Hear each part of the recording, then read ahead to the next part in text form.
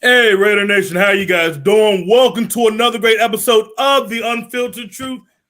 I'm your host, Phil Jones, Phil Robinson, putting up the new brand. We're putting up the Unfiltered Truth t-shirts. The merchandise. The merchandise is fire. So it comes in all different shapes, sizes, and colors. We got the silver and black right here. The nice silver right here. Gotta get it right. No, we got the black. No, we gotta have the black. We even switch it up for other teams. We got the blue. We got a little bit of orange. We got a little bit of whatever you need to make it happen. We're coming out with sweatpants. We're coming out with underwears, women's lingerie, everything. You name it. You want it unfiltered? You want it unfiltered for baby girl? You know what I'm saying? Giving it to a raw and uncut. So other than that, look, it's the Raiders off season. There's no more football. There are cuts that need to happen. There are some pieces we need to add on this defense. There's maybe one or two pieces you need to add on this offense. But the fact of the matter is, are we willing to become commitment to excellence again, or we're going to be stuck being commitment to mediocrity? The Raiders need to add an edge rusher. The Raiders need to add a safety. The Raiders need to add a wide receiver, and I would say a number 2 running back with Josh Jacobs. And I would say that they need to add a premier safety. They also need to add a premier edge, not just a regular edge, not just a fill-in guy, not just a rotation. They need a difference maker. They need somebody that drives fear into the hearts of offense, somebody that they have to game plan against, someone that will help them make that defensive line go. And the one position you left out was defensive tackle. They need big bodies up the middle, and they need them now. And they need them to be able to collapse the pocket, work the push-pull technique that seems to be the rage in the league right now, which all your interior linemen are using to get to the quarterback. Yeah. And we need a stable wide receiver. You need a guy who can get open consistently. More to the point, you need a guy who can stay on the field. Yeah. We'll start with that, with the guy who can stay on the field and produce. So there's wide receivers that the talks are, we're trying to get Nelson Aguilar back, but that's starting to look least of happening. The Raiders have other options. You have Allen Robinson, and you also have Juju Smith-Schuster. Well, let me address both of those, and we'll start with Mr. Robinson. Your cousin? After what, right? His long-lost cousin. Back with some of that bread, boy. You know what I'm saying? But so Mr. Robinson, after having watched the Kansas City Chiefs go to the Super Bowl and having watched Tom Brady win and the Tampa Bay Bucks win it, has stated that he wants to chase a ring. Now, ordinarily you would count on your organization to sell a free agent on chasing the dream and being part of that mission, an integral part of that mission, that he's that last piece that you need to get over the hurdle. And the reality is that's not true. And nobody on this particular organization has been able to sell this franchise to those players who they need to make a difference. At least not players who are actually making that level of a difference. And so when you look at all of the cap space that the defending champions still have, the culture that they've put together, these guys are looking at win now places. And right now, that's not how it looks in Las Vegas. And it's sad, but that's now that we jump to trying to get these top pieces like J.J. Watt or Leonard Williams and we could say Marcus Maine and Juju Smith and Allen Robinson. I mean, really, the topic is this. Did the Raiders' window close last year? Well, this past season to be a playoff team?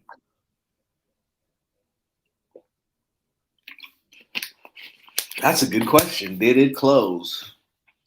Some could argue that it closed. Some could argue that with a better defense, it's still open.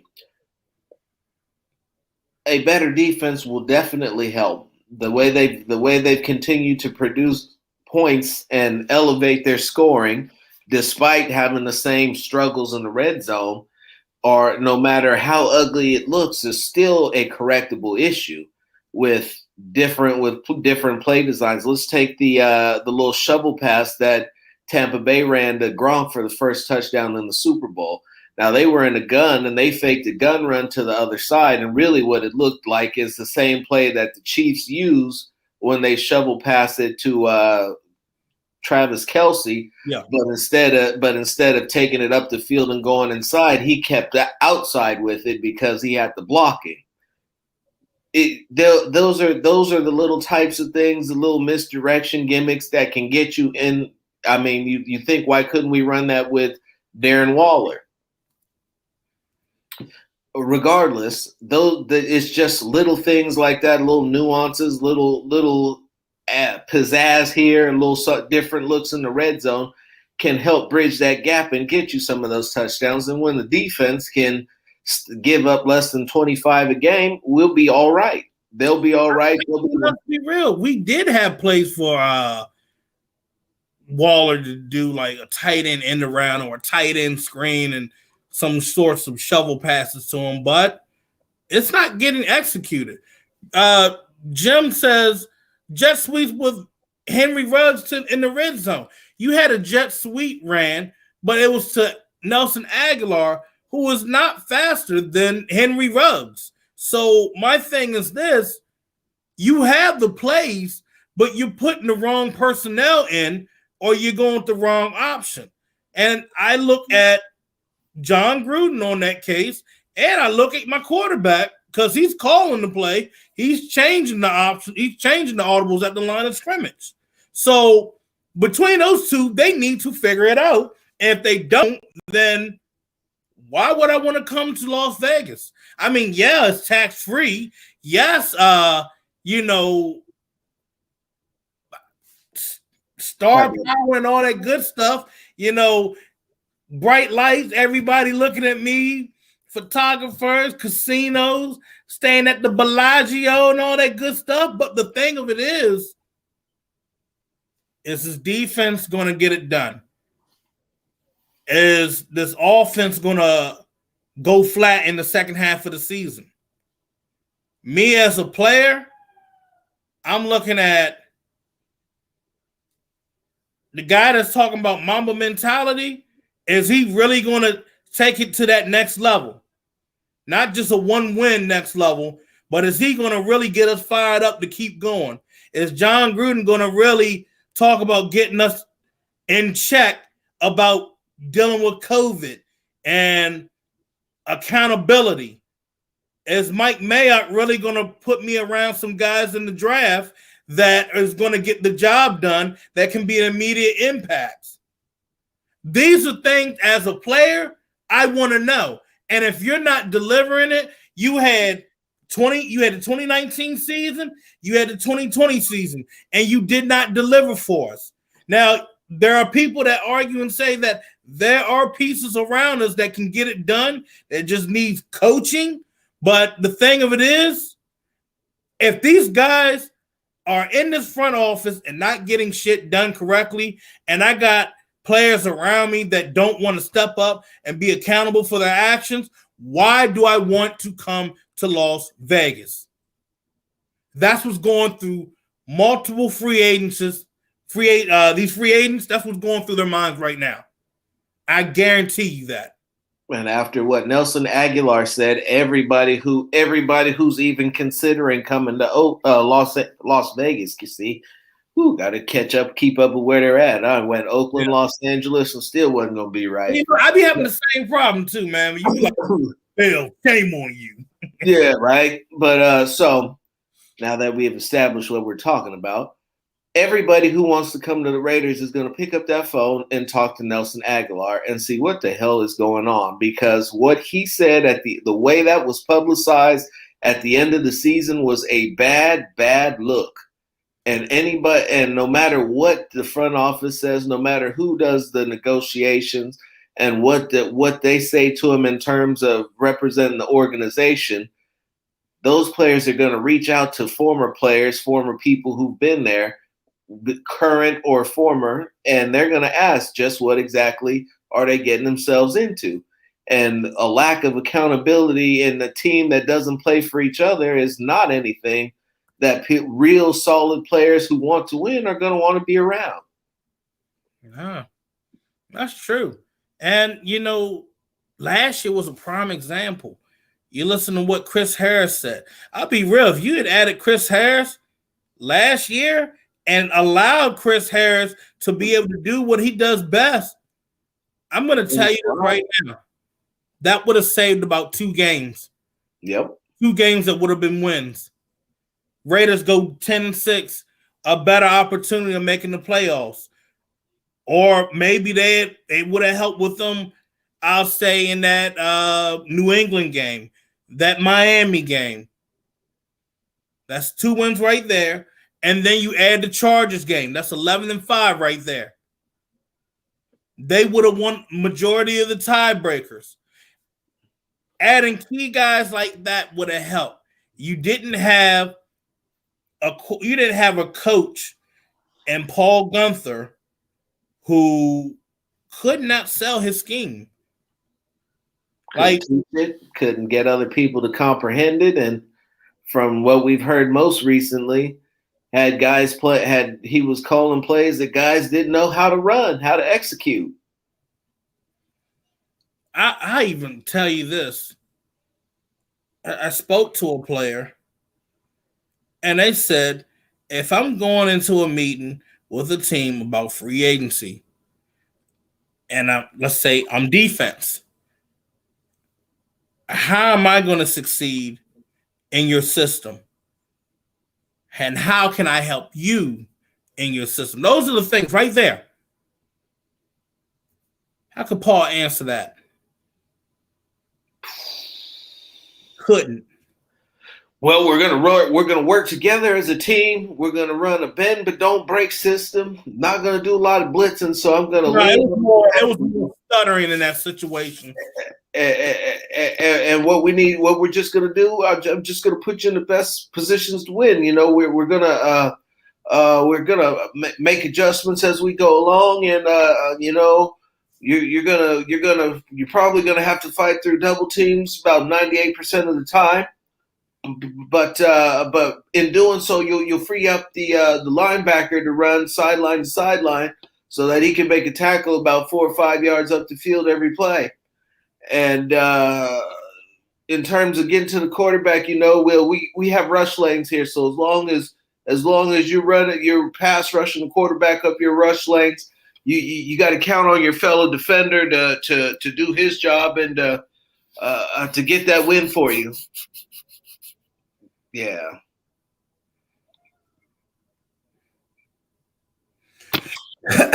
I just scratch my head, bro. It's frustrating. So you have Gus Bradley now. Raiders are in a better situation right there. Gus Bradley can bring some of these guys over from the Chargers, and they can be immediate impacts. It's not going to be crazy good, but it's going to be better than what we were seeing last year. You can bring over Melvin Ingram. You can probably bring him over on a 1-year deal, maybe a 2-year deal. Denzel Perryman, you need another linebacker. If you lose Nicholas Morrow, I mean, it is what it is, but you bring Perryman over, that could be a help. And I had someone talking about J.J. Watt. I'm going to let you guys know. J.J. Watt, from what I heard, I don't know if it's 100% accurate, we'll go on and put it in the 80%. 80% of what? That he's going someplace else? Going to play with his brothers. Yeah. That would be like, that would probably be a dream come true to be able to go play NFL ball with your brother. Let's be real. He does good in a 3-4 defense. You don't see the likelihood of them bringing Bud Dupree back if you can get J.J. Watt on a better deal. So you have Watt and Watt on two different sides. Honestly, I put them together. That's gonna be sick. I would put them together. I'd do what you need to do to re-sign Bud Dupree and convince him that, and it shouldn't take very much when you tell him we're bringing in J.J. Watt to play with T.J. on the left side, and we need you to come off the right side. That's going to be hell. Then is Cam Hayward still out there? Yeah. Yeah. So you got Cam Hayward, Bud Dupree on the right, J.J. Watt, T.J. Watt on the left. So that's what they're looking like. That'd be nasty. If you're the Raiders, your focus right now, Leonard Williams and Dalvin Tomlinson. I'm looking at these two guys to bring in. You need an outside guy. You need an inside guy on that D line. Now, we have Cleveland Farrell. From what I'm gathering, Cleveland Farrell is working twice as hard to get things done. I'm looking at everybody else. Arden Key is the odd man out this year. I don't see him coming back for 2021. As you know, Max Crosby, he is recovering from his surgery. Hope he gets well. Hope he finish up and get healthy. But I think the Raiders are going to start probably working on him rotational wise. I think that might be the best for him. And he can be your pass rusher on pass rushing downs. But I will say this. Crosby is still he's still somewhat of a liability in run defense. So when you have him in pass defense, you love him. But when it comes to run defense, it's like he's out of place. I wonder if that came down to scheme, like we've said at a lot of different points during the last season. Mm-hmm. It's going to be hard. It's going to be hard to evaluate these guys until you see them in a scheme that works. Yeah. And we've seen in this scheme. At first I questioned the player, and then having watched enough of it, I began to question the coaching staff because of the way that they were doing the same thing over and over again, led me to believe that they were being coached to do so. And in conversations with players, they would tell you that they're only doing what they were asked to do. And that's got to be incredibly frustrating to be called garbage and trashed and put on a milk carton when you're doing exactly what you're asked to do, which is basically have you being swallowed up and disappearing on game film through no fault of your own, simply because you're executing the game plan that you're given. Now, there's a weird. Now you look at D-line. I think the Raiders will actually bring back Jonathan Hankins over Malik Collins, but they got to see more. They need to see more of Maurice Hurst. And so if you really look at it, out of your D linemen, your only two guys that got a sack were Hurst and Hankins. So it comes down. A lot of it comes down to what it is that you're going to ask these guys to do. Are you gonna ask these guys to hold to a two gap? Are you gonna ask these guys to attack? Or are you gonna do what Marinelli did and start having these guys run off stunts and twists and see who can get there? Because for all the emphasis we put on Hankins's size, when Marinelli called that stunt. He got around it coming free and had a wide open lane to the quarterback, and he got there.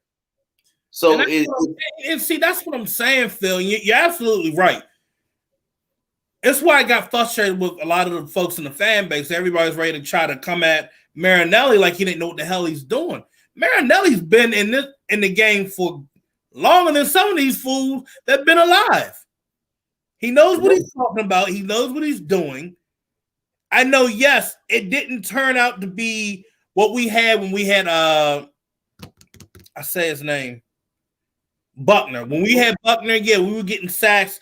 The D-line were getting forced fumbles and whatnot. But the thing of it is, Buckner, if you really want to get technical with it, I don't think Buckner had the D-line doing what Paul Gunther wanted them to do. No. I went back and looked at it. They really did not do what Paul Gunther had them doing this year. And to educate some of you folks that, I mean, you're not fully familiar with some of the things that you need to do on defense. Whatever Rod Marinelli has his guys doing, that's coming from Paul Gunther. So when you want to try to put blame on somebody, it goes back to the top, not on the guy that's the line coach. The line coach that came in and became the active defensive coordinator tried to switch it up and try to make it basic. Okay, we're going to do these basic stunts where you guys can succeed. And I had to work in a short time period. Now, my whole thing is this. Do you bring back Malik Collins? Do you bring back Hankins as well? That's a questionable. That's going to come down to money. Because when you go off production, you would say no. When you go off ability and what he's being asked to do, then that comes down to how Bradley sees him fitting into his system. And Bradley likes to get a push from his defensive tackles. I don't usually see them running a whole bunch of stunts. They collapse the pocket so that the edges can get one-on-one short porches to the quarterback and flatten out those bends. And you know what's funny? That's what those two guys are used to doing. They're more into like, okay, we're gonna crash this instead of doing stunts. Like you had these guys losing weight and taking them out of their element. Jonathan Hankins, I mean, it was good, it's good to have some guys lose some weight and whatnot, but the way they lost weight, it was like, hold up, mother, you were like 340, and now you didn't drop down to like 305. That's not them. I kept wondering why they couldn't clog the damn hole up because they the size of Billy Bitch Cakes. So my thing is this: let them put on weight. It could be muscle. It could be a little bit of. I don't think you're ready for this jelly. And what can I say? You probably be in a better position with your D linemen and letting them being able to succeed. Now, I'm going to tell you this right here. Utilize Maurice Hurst better than what they've been doing. If I were them, I'd be using Maurice Hurst like they use Haloti Ngata. Excuse me, not Haloti Ngata, but Vita Vea. They kicked Vita Vea to the outside. He destroyed that tackle. Big Hurst has speed. He's good inside, but if you go back to 2018, they did a couple of plays where they kicked him on the outside, and he looked good. And I don't know if they were just overthinking and just like, I don't know if that's going to work consistently, but it's going to work. He has the strength. He has the speed to do it. Javier, we do not get J.J. Watt because J.J. Watt is most likely looking to play with his brothers. And they're in Pittsburgh. But like I said, Raiders they have a better coach. You got a good defensive line coach. You got a better linebacker coach. You got a better secondary coach. These guys need to learn, Phil. What I mean, they need to truly learn. They need to learn and do their jobs correctly and not BS the way they did during all season programs. I have to tell you, I believe that we're going to find out who's who around this organization on defense relatively quickly, because Gus Bradley is not playing that bullshit. Gus Bradley is the architect of the Legion of Boom, and it's not just the Legion of Boom. We all hear about the secondary, and that's what we focus on. But that front seven and that linebacking core was tenacious and ungodly, led by Bobby Wagner, who's got to be the best linebacker that's been in the league for the last as long as he's been in it. Yeah. And this team, when you go over this team and you look at some of the guys that they have, the pieces are there. There are a couple of spots that need to be addressed, such as your free safety. He needs to coach up Abram and see if he's going to be able to coach him up or if he needs to be replaced. That's a coverage liability there, but Littleton can step in and fill a role for you. Kwiatkowski will fill a role for you. We need to get bigger up the middle and get quicker on the edges. You know, one thing I will say about Farrell, I'm looking at some of his training videos that he's doing. And it's a lot different than what I've seen over the past, from what I've seen from last year and the year before. He's working on a lot of drills where he's doing a lot of bending and there's a lot of speed. So this might be something that's being asked for him. Like, hey, we need to get, instead of just being that regular D, and we want to see you try to get some bend into it. We want to see you get around that edge. We want to see you add some speed. If Farrell can do that, that's a plus. I'm not saying we're going to see him be like on some extreme level, but we're going to see him be good, decent, or good. And I think that's what the Raiders need on that outside. I don't disagree. I don't disagree with you. And when you think about how you develop young talent, I think a lot of the times we get caught up with a guy being able to do it all in one off season, and sometimes you got to break it down. And so the one thing that he had to do, the most immediate thing that I thought he had to do, or two things that he had to do when I saw him at training camp, was get stronger and get more explosive. So last off season he got stronger. This one, it would appear that he's getting more flexibility and more explosion so that he can beat guys to spots and then use that strength and bulk that he already added to be able to go with it, rather than try to get faster, then get bigger and have to go back and readjust the speed and rework the speed to get it to catch up to the added bulk. So, it's one of those things that they had to break down in stages. We've seen improvement from him, but we need to see much more explosion out of both him and Crosby in order to get around the edges to the quarterback. And I'd like to see a little bit more. I don't even think you realize it. You said a key word: development. So how do we know these guys got a good, that they fully develop under not even close. How do we even know that they were properly developed? And we're at all these players' throats, and we're saying that Paul Gunther can't teach this defense.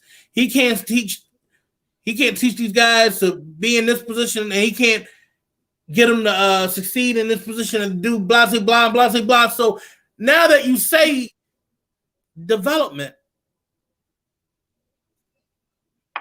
Gus Bradley's probably thinking like, these guys, they're good, but they need some Some Mrs. Dash. Little season, a little pinch of this, a little pinch of that. And I think that's the problem, Phil. I honestly think that is truly the problem. He won't. Let me pull up Benny.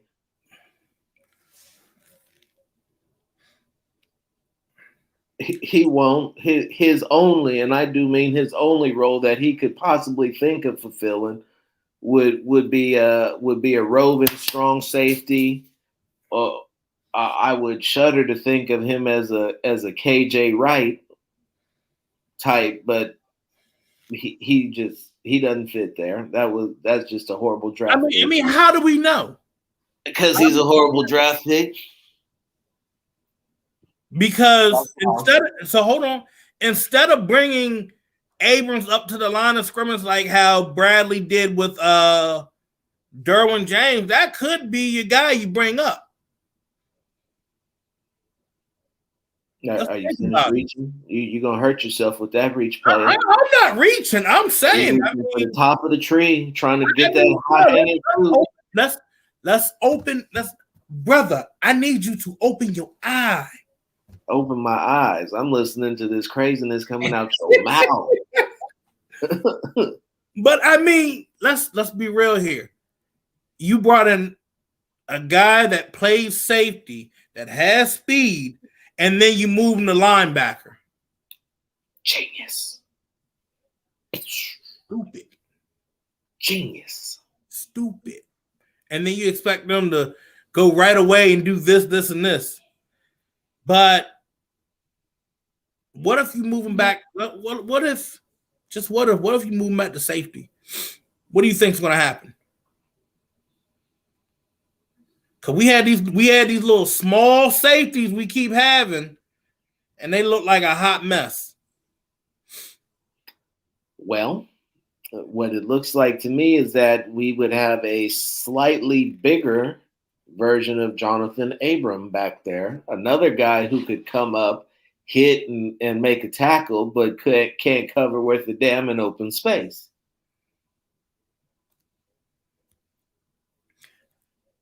We got to find a way to use them. You have to, and that's the thing. Period. You got to find a way to use them. Ooh, that is the best comparison I've seen yet. Is Abram Marcus Pope? Yes, he is. Oh my God. Yes, he is. That is the comparison right there. That's exactly what he is. Kevin says, what about moving Johnson to safety? Nope. Corner. Nope. Johnson is about to get a world-class education and playing bump and run and being grabby in the art of the defense that his size was designed for. He is not going. In fact, you should look for them to make a push with him. We are going to see this year if he can play or not, because he is going to give his size alone is going to get him every opportunity to do so. Because you have to remember, Gus Bradley likes big corners. So let's think about it. You go back when they drafted Mullen and Johnson, and during that time frame, those were supposed to be our two guys. Yep. That they wanted to go forward with. Yep. And then they just like balled it up and drafted another cornerback. Now, Arnett, I'm going to be real. What do you do with Arnett?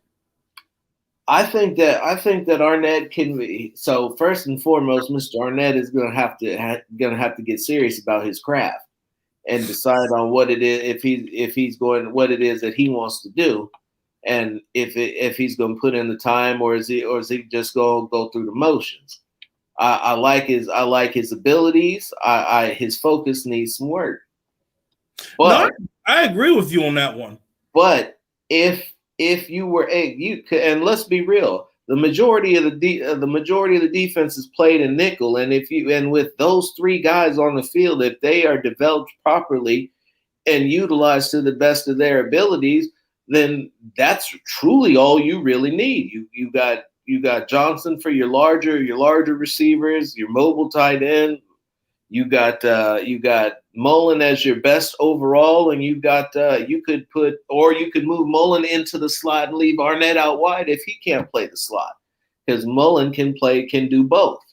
But in any case, you have matchup capabilities that you did not have, or that you were looking to have when you drafted these guys, but you couldn't trust your previous regime defensive administration to get it done and developing these guys and getting them where they needed to be.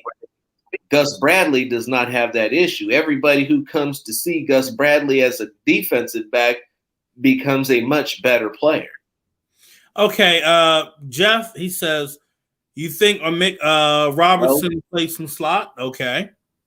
So he would have. So before my first initial response would be no.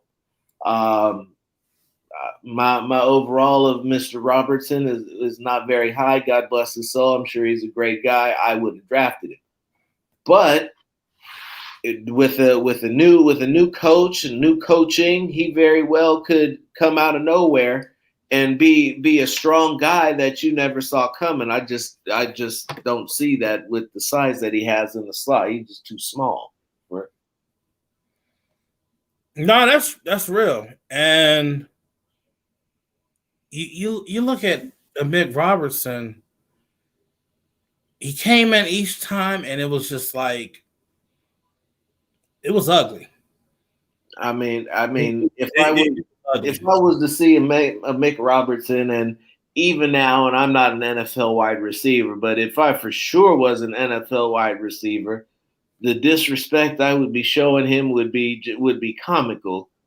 That I would literally be yelling at the quarterback while pointing straight at him, like, "Yo, throw it up." But like, I don't know what else I got to do to get a football around here. I'm like, you see what what I got to work against? I put it like this: Damon Arnett, yeah, he's got to step his game up. He got to get stronger.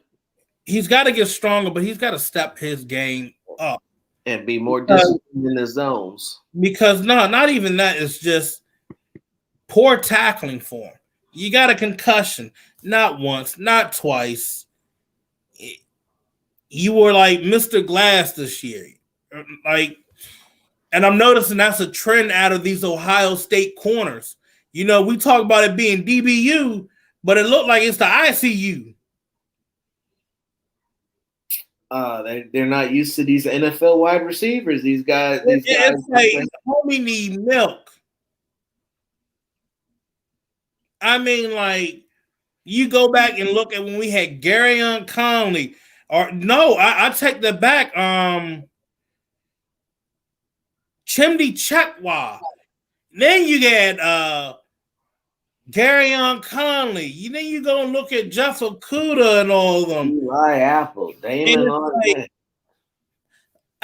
I got an iron deficiency. I don't got enough calcium. I got a vitamin D deficiency. I'm like, damn, what the hell going on with these kids? And like, mama, I need some milk. Mama, I ain't got enough orange juice in me. I'm like, Jesus. I'm like, it must be something wrong with that water in Ohio. What's going on? One right after the other. Denzel Ward. It don't matter where they go. It all happens to all of them. They honestly cannot stay healthy. And, you know, it's like, are they just college hit wonders? Like, I mean, like, you look at Malcolm Jenkins. I mean, he's had his up and downs, but, you know,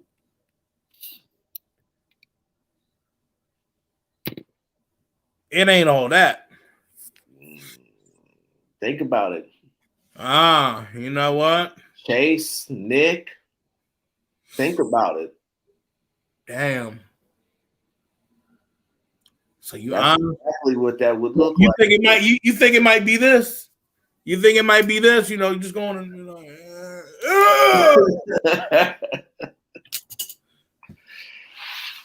You think they've been hanging out with Bane? You know, fooling with that venom. I must break the bat. But hey, what the hell? You know, it could be that. It may not be that. But overall, when you look at the Raiders defense, having Gus Bradley, this Raiders defense, with the players they currently have, I'm going to be real. They could be a top 19 defense, top 20. Listen, we don't need the Ravens, and we don't need to have a defense that's so good it comes with a name. What they need to do is get much better on third downs. And really, that's if you really stop and think about it and look at this defense, that is legit where they lost everything, where they lost it is third downs. Yeah. If they increase their third down efficiency by 20%, which so maybe an extra, probably 2 plays out of 4 instead of 1 play out of 4, you're looking at a completely different ball game. I mean, just off that one down that added a additional stop, and that will do it. That will get them to where they want to be. And if they can continue to get better off of that to where they can be, let's say, have 50 or 60% efficiency on third downs, then you're looking at a defense that specializes in getting off the field and getting the ball back to their offense. And they don't have to have sacks and turnovers if they can get off the field in 3 plays. No, that's definitely real. And if I want to be honest with you guys, this draft, I'm not impressed. I probably said it already. I'm not impressed with it. There are guys that need to play another year. I mean, yeah, everybody's like, well, you know, you got football Jesus. Football Jesus is about to be out for 5 to 6 months. He might not even play. He won't be ready for the start. He won't be ready for just barely ready for training camp. And I mean just barely. They said he won't get his surgery done until March. Ooh. So that's at least another 3 weeks or another 2.5 weeks. So we're going to just say, let's go like this: April, May, June, July, August, September. And then, you know, trying to get accommodated with getting in sync with the your guys and all that. He's not going to play really until late in the year. So now we come to what we were talking about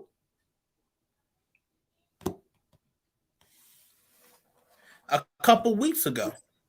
Now we come and talk about how you're hearing these trade talks about for Marcus Mariota and Derek Carr. People calling for them. Really, people calling for Derek Carr. I'm sure there's both, but more people want Carr than they want Mariota. But I mean, you don't have enough tape on Mariota. That's why. If Mariota ended, let's say if Mariota ended up playing 2 games last year, Mariota would have been a hot commodity. You probably would get a 3rd round pick out of him.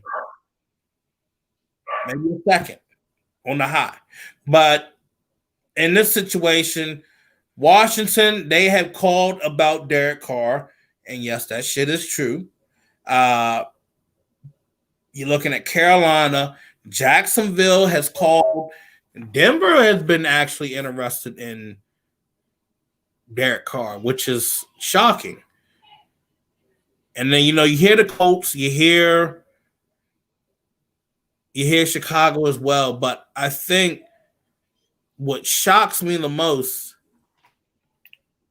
is we're going to end up hearing more from Jacksonville. I think Jacksonville is going to call back again.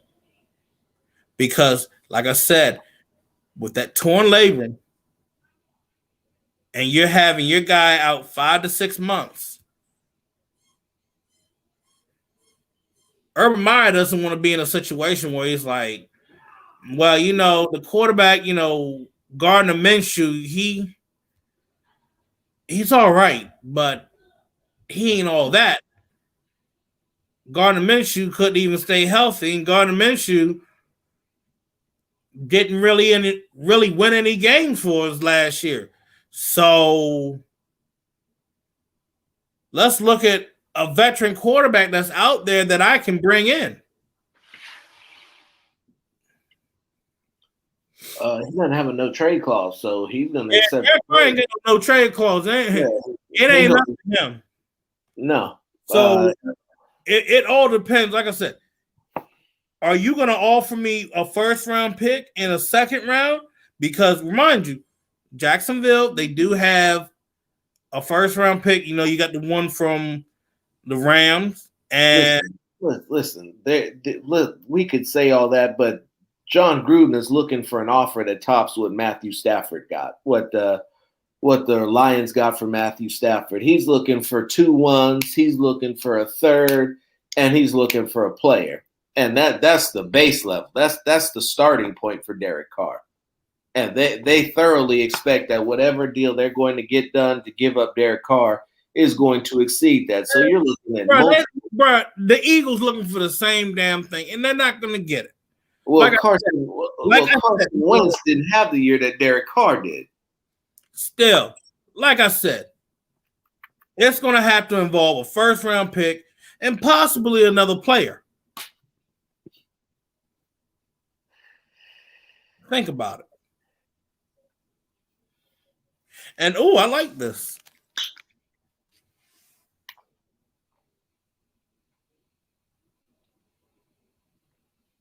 A first, Miles Jack.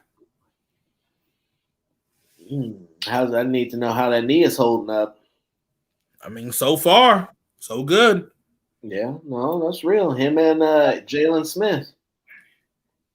Now, Jeff says Wentz also has a huge contract. Now, the Eagles trading with the Colts can pick up that huge contract. Same with the Bears. Well, not the Bears. No, really, just the Colts. But I don't think the Colts are going to take Carson Wentz. I went back and watched the film on Carson Wentz this past year. It's like his whole throwing is just off. Needs to be horrible. No, bro. And everybody came at Nelson Aguilar on a couple of that shit. And I'm sorry. I wouldn't even blame Nelson Aguilar on some of those horrible throws that Carson Wentz was making. It was bad, Phil. Like, it was on a point where I was like, I hugged Derek Carr and said, thank you. Derek Carr. Thank you.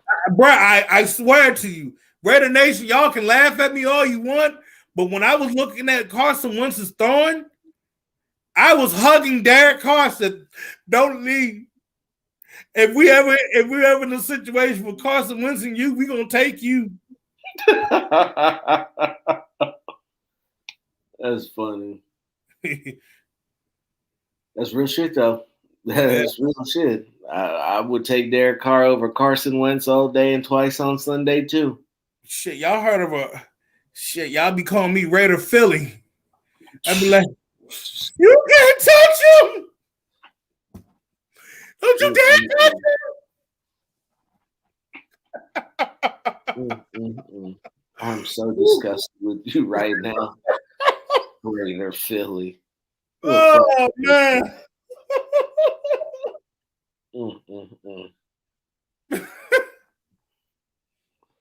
Oh, man.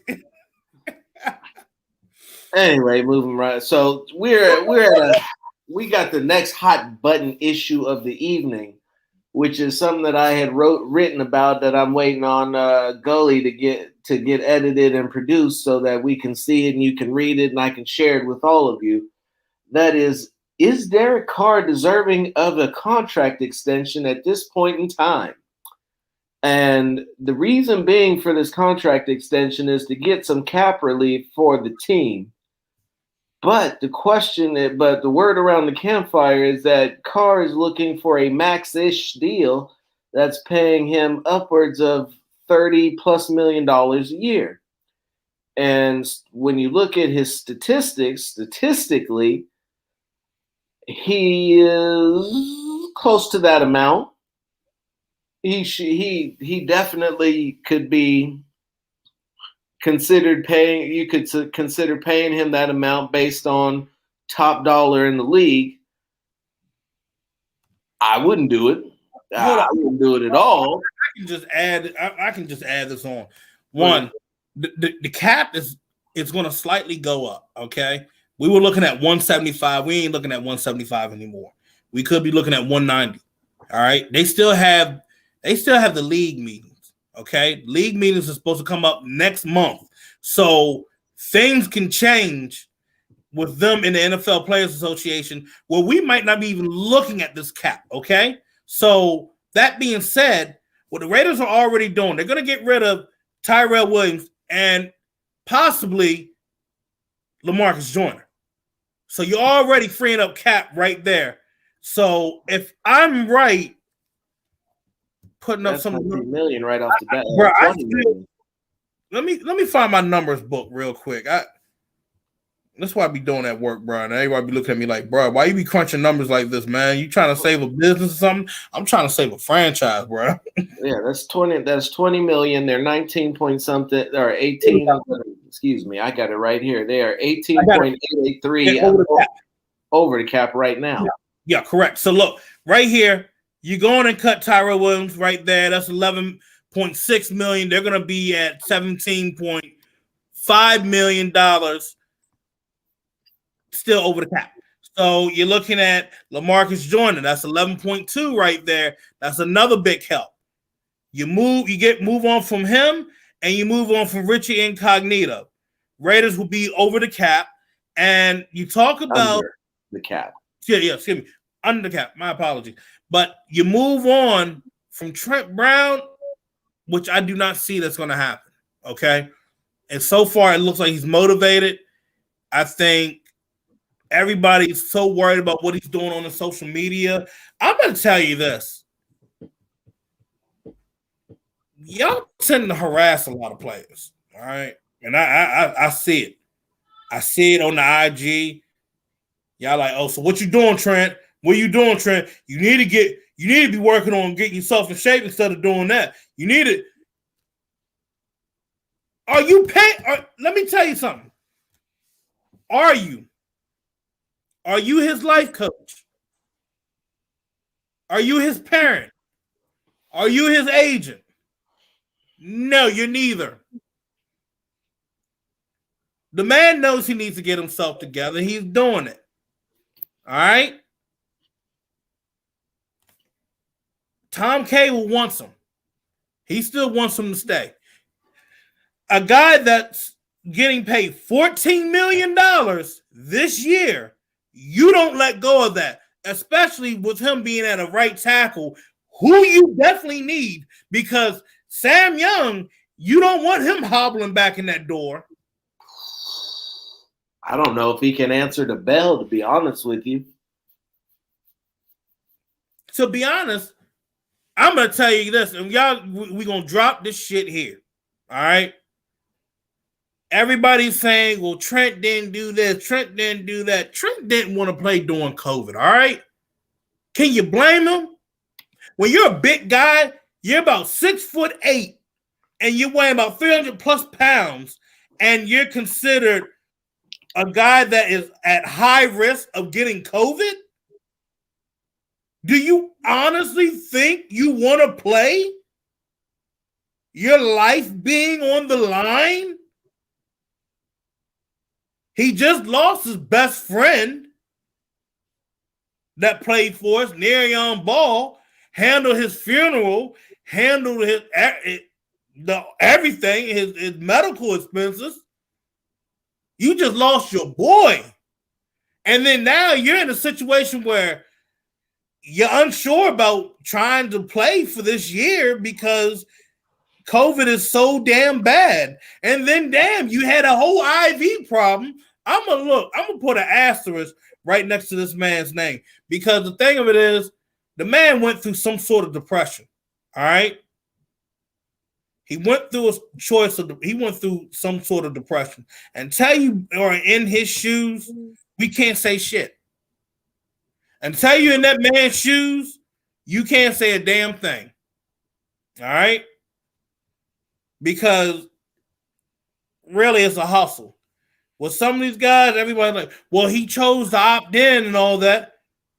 I mean, you can play half-assed and still get paid and still find a way to not be able to be at risk. I could stay here. I could come in and not play and get this $21 million, or I could stay at home and get $500,000. Now let you do the math. And then you got to pay that $500,000 back. Right, yeah. And then you do the math. Come on, y'all. I'm like, these guys are not stupid. And as much as you like to say that they shouldn't be taking the money, if somebody was putting that type of money in front of you, you wouldn't be turning it down either. And I'm going to be real. Looking at who his agent is smart. So his agent told him to play to win the game. You got to play it right. So we're going to leave it as that. Trent Brown most likely is going to be staying. Now, with that salary cap, if it's going to go up, what most likely we're all going to see, because let's be real. You look at all the other teams that are over the cap, they're like, and that's the thing. They're on these certain committees that they have in the league. They want to be able to succeed as well. So, hey, let's work on getting the cap back up, where I can have some more money room to be able to do this, and this. And it's going to end up happening, okay? It's not going to be like, no, we're going to leave the cap as that. I really strongly believe that they are going to raise the cap up either way. And so when they do, just for a frame of reference, currently the Saints, Eagles, and Steelers, Packers, Chiefs are all $20+ million over the cap. Chiefs owner is on the rules committee. All of these teams, these playoff teams, are not going to be destroyed by salary cap hells. They're going to get some relief, and it's going to come soon because the league is not going to make them ship all of their players off to other teams because of this salary. And currently, the cap is set at 180.5. Yeah, that's going to go up. I mean, you look at the McNairs, they're going to say something. $13 million. Like you said, the Chiefs. $22 million. Dan Kroenke, he's going to say something. $26 million over. $28 million over. And to be honest, the Saints, $74 million over. Oh, hell yeah, they're going to say something. Come on. The Eagles. You think the Eagles are going to be staying at $50 million over? So this is what I'm saying. Like, we're going to end up seeing the cap change. The cap's going to go up. It's going to help free up whoever the Raiders are releasing right now, and plus that being freed up. So looking at the Raiders giving Derek Carr an extension, I don't see it anymore. Now, if it was going to be 175, yeah, I did see it. They were probably going to give him like a 1 or 2 year extension. And yes, Mark did buy the women's WNBA team. It went through. He bought it a while ago, but it was made official. Yeah. So I think it was from MGM, yeah. The answer to your question, Kevin, would be 18.883 million.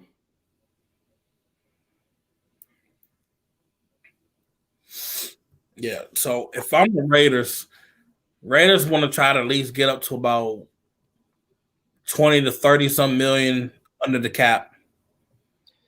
And the truth be told, and here's what we need to stop and look at honestly, is that there's going to be plenty of opportunity. What these teams that are this far over the cap are not going to be able to keep everyone. There are going to be some marquee free agents out there who are going to be switching teams. Some of them will be taking deep heavy discounts to go to some of these teams on this list, and other ones are going to be available to come out and be better than the players that we have. Bradley commands respect, and that is a very good thing, and that may help them bring players to the defensive players to the Raiders. But they're gonna have to work this cap situation. They're gonna have to look at changing their criteria for players. All of these good guys, these wholesome guys, these magic unicorn football players that sit in a box and don't do anything but watch film and practice and wait for games is just it. These guys just don't exist anymore. That's you got to figure out a way to get the most out of your guys, to get them to come in and be focused, and you have the added disruption of having to do that in Las Vegas, taking young millionaires and making them rich, or excuse me, young broke guys and making them rich millionaires in Vegas, or guys coming in from other places where it was a little bit slower, and now there's a whole bunch of stuff going on daily, nightly, round the clock. All of that is an adjustment, and it's taking its toll, and you're going to need to see professionals out here in Las Vegas. That's what they need more than anything, and guys that want to come in and continue to grind at doing what they have to do day in and day out. I'm looking at this video of somebody trying to say, can you guys shut the F up about Mariota already? So it's that. No, I'm not going to shut the F up. Interception. You know, that's funny. It's like he scored what, 3 times? Mm-hmm. So he scored 3 times in that game. 2 to Waller and 1 rushing. So my whole thing is this. But then you get on him about that 1 interception, which it did bounce off of Zay Jones's hand. So my whole thing is, can we be logical for once? I mean, I think what I'm gonna have to do, I need to really get a coach on. I need to really get a head coach, former head coach or current head coach on this show to really help you guys understand fundamentally sound football. And damn, Corey, you said it best right there. I need y'all to really understand it, because you guys go off of what you see and don't 100% understand. And I'm not putting you down. It's just I need you guys to understand the truth of the game instead of coming out and just saying some outrageous stuff and people falling behind it and being misled. That's the problem.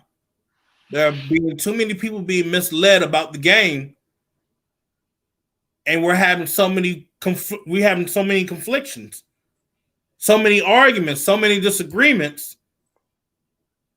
Where I'm not saying it's got to be one-sided. I mean, everybody's going to have their opinion on the game, but the thing of it is, let's have some true logic to it, because this ain't it. Make a football discussion again, where we can share valid points and reflect on the validity of what everyone is saying, rather than be unreceptive to anything other than the glory of specific players and how we will be more than happy to trash every player on this roster except for said glorified individual. Football is a team game, as the stands will always tell me. It is a team game. You win as a team, you lose as a team, but every man contributes to the team. Yep. And leaders have to figure out a way to pull out and get the best out of the talent around them. That's just what they have to do. Period. And complementary football. Whoever's your leader, and I had somebody argue with me with Tom Brady, he had those turnovers against the Packers, but you know what? Tom Brady was accountable for his actions on those turnovers. But you know what he did? He still got his defense hyped up. You know what I see out of number 4 with us? Sitting on a bench like this.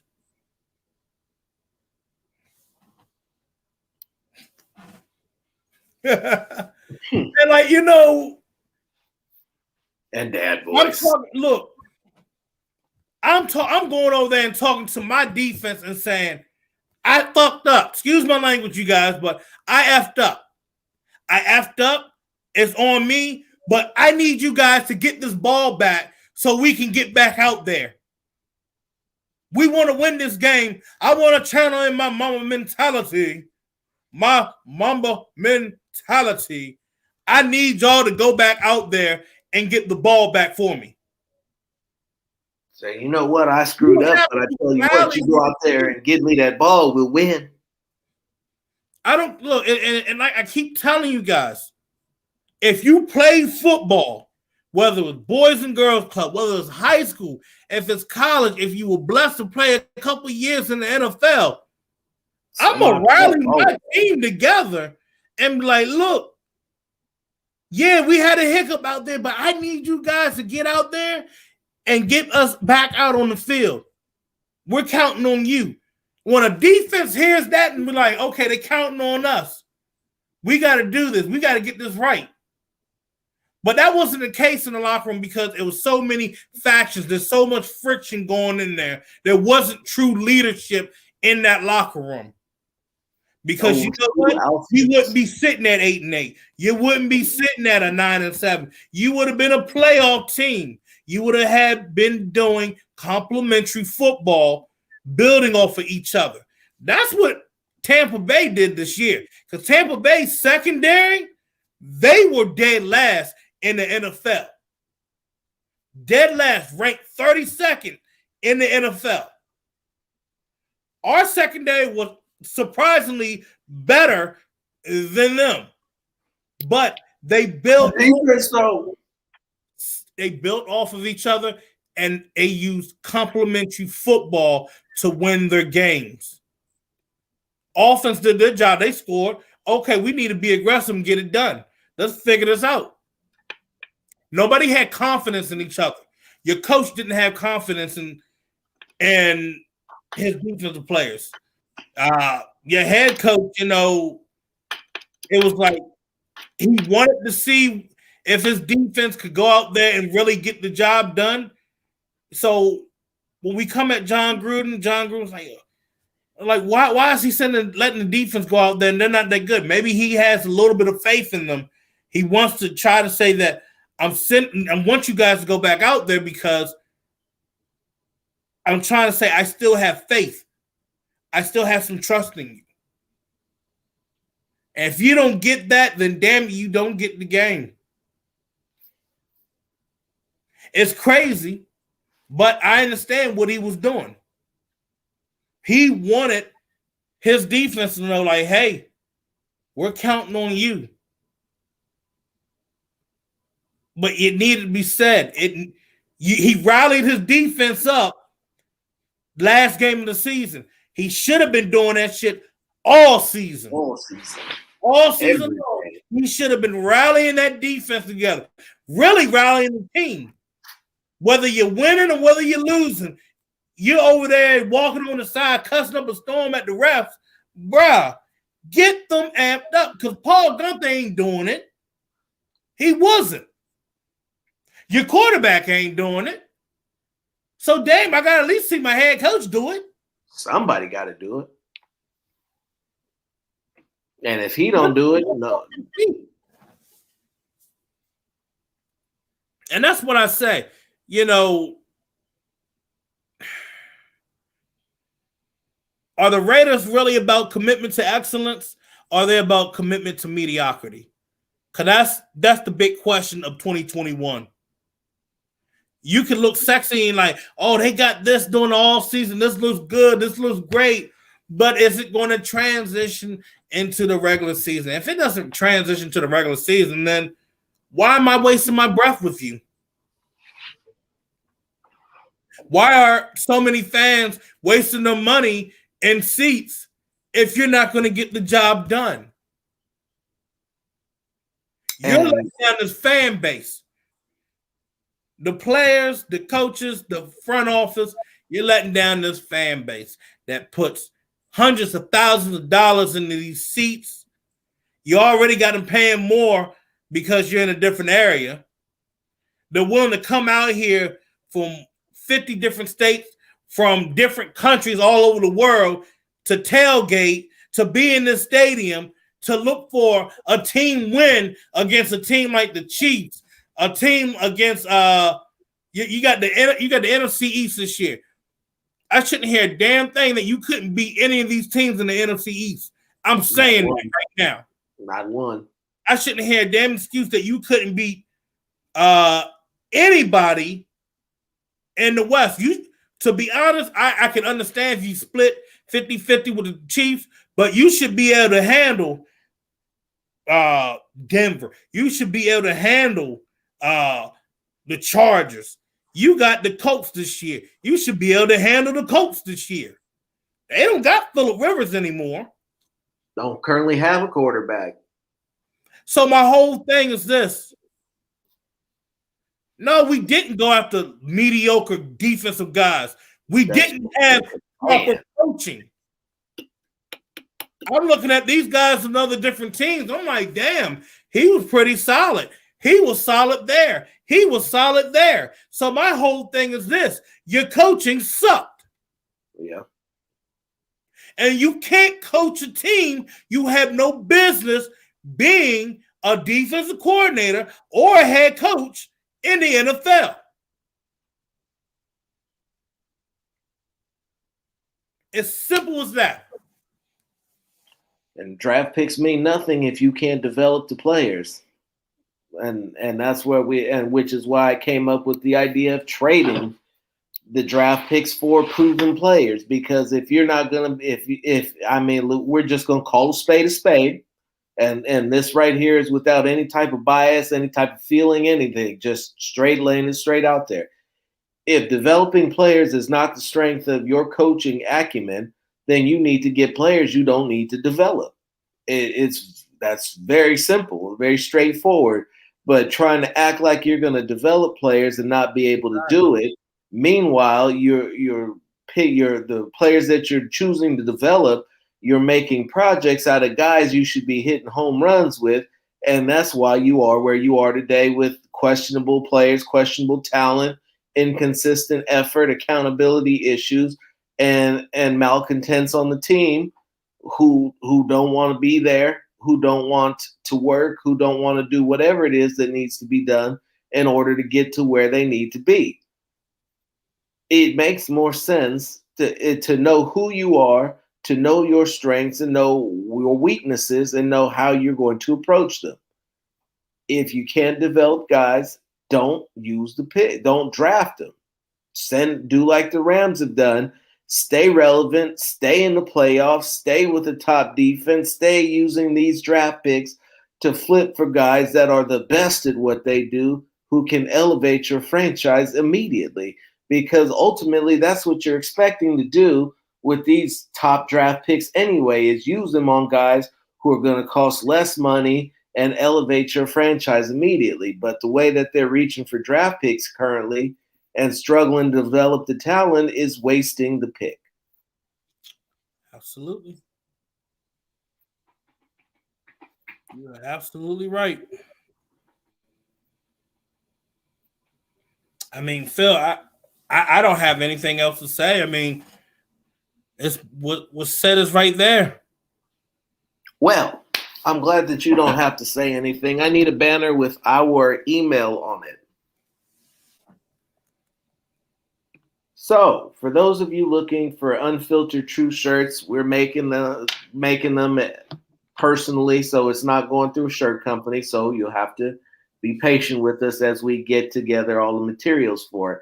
I have quite a few whites, I have quite a few blacks, I have a few grays, and different colors for the logo.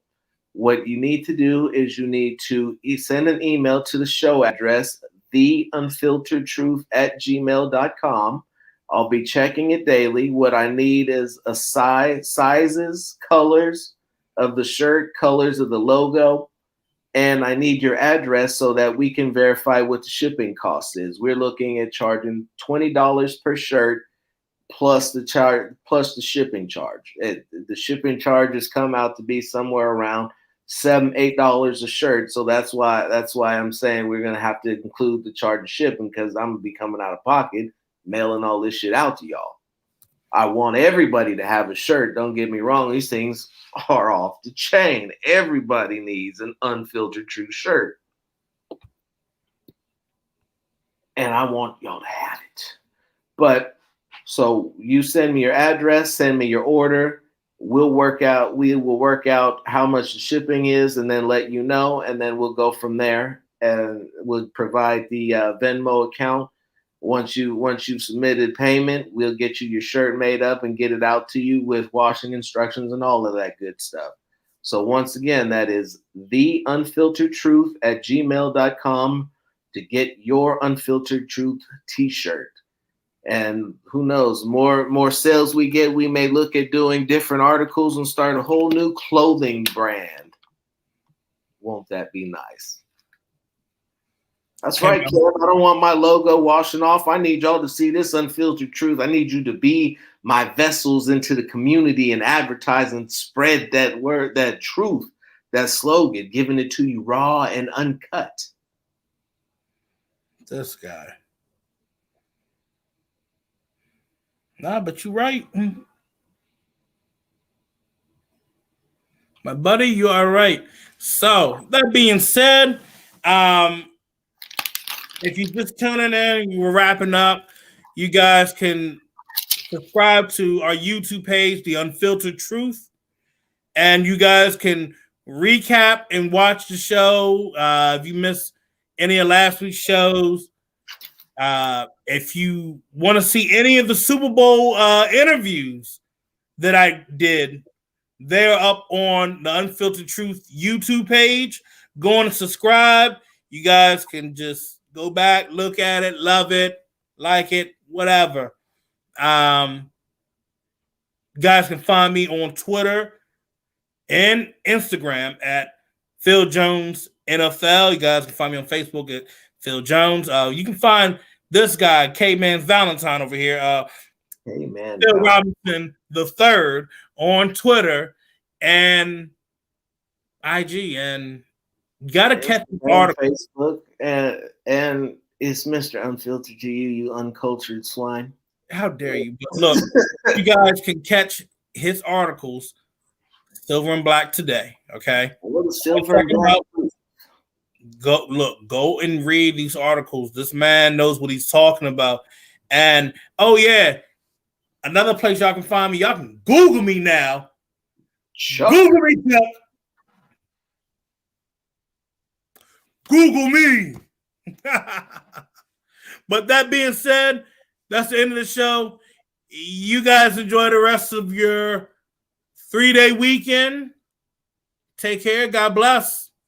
That's Phil Jones. I'm Mr. Unfiltered, and this is the Unfiltered Truth.